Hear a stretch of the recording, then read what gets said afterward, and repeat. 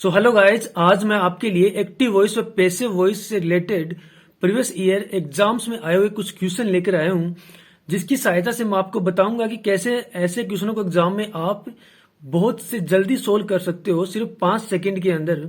सो मैं आज आपको कुछ ऐसी ट्रिक बताने वाला हूं जिससे कि आप 5 सेकंड में ऐसे क्वेश्चनों को सोल्व कर सकते हो एग्जाम के अंदर। तो चलिए स्टार्ट करते हैं विदाउट एनी डिले। जो हमारा पहला क्वेश्चन है, the movie critic wrote a scathing review. The movie critic wrote a scathing review. तो इसका हमें पैसिव वॉइस बताना है कि कौन सा इसका आंसर होगा, ए होगा, बी होगा, सी होगा या डी होगा। तो देखिए फ्रेंड्स, हमें सबसे पहले तो ये पता करना है कि the movie critics wrote a scathing review, क्या ये सेंटेंस एक्टिव वॉइस में है या पैसिव वॉइस में है।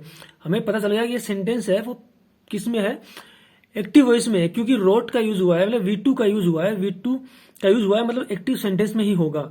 अगर यहाँ पर V3 होता तो वाज वर या V3 होता तो हमें पता चल जाता कि क्या होता है, पैसिव फॉर्म में होता है। लेकिन ये V2 फॉर्म, ओनली V2 है, तो किसमें है, एक्टिव फॉर्म में है।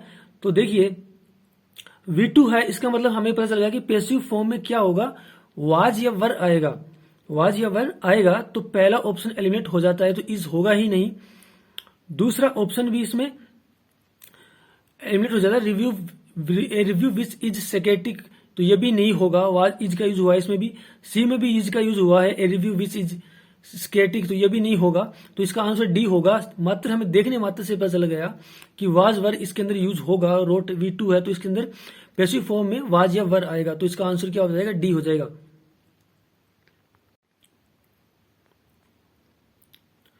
तो चलिए फ्रेंड, अगला क्वेश्चन देखते हैं। अगला क्वेश्चन है, the painter painted the entire bungalow. The painter painted the entire bungalow. हमें पता करना है कि इसमें ए आंसर होगा, बी होगा, सी होगा या डी आंसर होगा। तो देखिए, द पेंटर पेंटेड का यूज हुआ है, मतलब V2 का इसके अंदर यूज हुआ है, तो वापस क्या होगा, ये पास्ट सेंटेंस के अंदर है, तो पास्ट का सिंपल पास्ट में है। सिंपल पास्ट का हमें पता है कि इसको पैसिव वॉइस में बदलेंगे तो वाज वर आएगा। तो देखते हैं किस किस में वाज वर है। ए में नहीं होगा, ए आंसर एलिमिनेट हो जाता है। बी इसका आंसर हो सकता है, सी हो सकता है, और डी इसका आंसर नहीं होगा। तो मतलब बी या सी में से इसका कोई आंसर होगा। तो देखिए आगे देखते हैं। तो इसका जो सब्जेक्ट होगा वह द इंटायर बंगलो, इसका क्या होगा, सब्जेक्ट होगा। तो द इंटायर बंगलो क्या है, सिंगल है, तो वाज का यूज करेंगे, द इंटायर बंगलो वाज। तो देखते हैं, इंटायर बंगलो वाज सी में है, the painting of the entire bungalow was, तो ये बी नहीं होगा, इसका आंसर गलत होगा। सब्जेक्ट क्या है, द इंटायर बंगलो है, तो इसका आंसर सी हो जाएगा। हमें देखने मात्र से पता चल गया कि क्या इसका आंसर सी होगा। तो देखिए इसको पूरा देखते हैं। तो देखिए, द इंटायर बंगलो वाज, उसके बाद हमें पता है V3 आएगा तो पेंटेड हो जाएगा। उसके बाद बाई आएगा, हमें पता है बाई। उसके बाद क्या होगा, जो सब्जेक्ट होगा एक्टिव सेंटेंस का वो ऑब्जेक्ट बन जाएगा पैसिव वॉइस में, तो बाय दी पेंटर हो जाएगा। सो अगला क्वेश्चन है हमारा friends, Ram was singing a beautiful song for his mother. Ram was singing a beautiful song for his mother. तो हमें इसको पैसिव वॉइस में बनाना है, कैसे बनेगा। तो देखिए फ्रेंड्स, राम वाज सिंगिंग है, मीन्स कौन से टेंस का यूज हुआ है इसमें, पास्ट कंटिन्यू टेंस का यूज हुआ है। पास्ट कंटिन्यू टेंस को अगर पैसिव वॉइस में बनाएंगे तो हमें पता है फ्रेंड, वाज के बाद बीइंग का यूज करेंगे, बीइंग। तो देखिए किस किस में बीइंग का यूज हुआ है, ए में हुआ है तो ये हो सकता है, बी में नहीं हुआ है तो बी इसका आंसर नहीं होगा, सी भी नहीं हुआ, सी में बीइंग का यूज नहीं हुआ है, और डी में बीइंग का यूज नहीं हुआ है। तो मतलब देखने मात्र से पता चल जाएगा कि आंसर क्या होगा, ए होगा। तो चलिए इसको पूरा देखते हैं। तो इसका सब्जेक्ट क्या होगा, Ram was singing a beautiful song, तो ए ब्यूटीफुल सॉन्ग इसका सब्जेक्ट हो जाएगा। A beautiful song was being, उसके बाद V3 आएगा तो संग आ जाएगा, संग by Ram for his mother, तो इसका ए आंसर हो जाएगा। देखिए देखने मात्र से हमें पता चल गया है कि इसका आंसर ए होगा। कितना आसान है इनको सोल्व करना। ये SSC सीजल 2017 के अंदर आया हुआ है, प्री के अंदर। तो फ्रेंड्स, अगला हमारा जो क्वेश्चन है, question number 4, the fire destroyed the whole neighbourhood. The fire destroyed the whole neighbourhood. तो हमें बताना है कि इसमें कौन सा इसका आंसर होगा। तो देखिए फ्रेंड्स, V2 का यूज हुआ है, V2 का यूज हुआ है, इसका मतलब पैसिव वॉइस में क्या होगा, वाज या वर होगा। तो किस किस में वाज वर है हम देखते हैं। ए में नहीं है तो ए आंसर नहीं होगा, बी हो सकता है, बी में है, सी में है तो सी हो सकता है, डी भी इसका आंसर नहीं होगा क्योंकि इज यूज हुआ है। तो बी और सी में से कोई एक इसका आंसर होगा।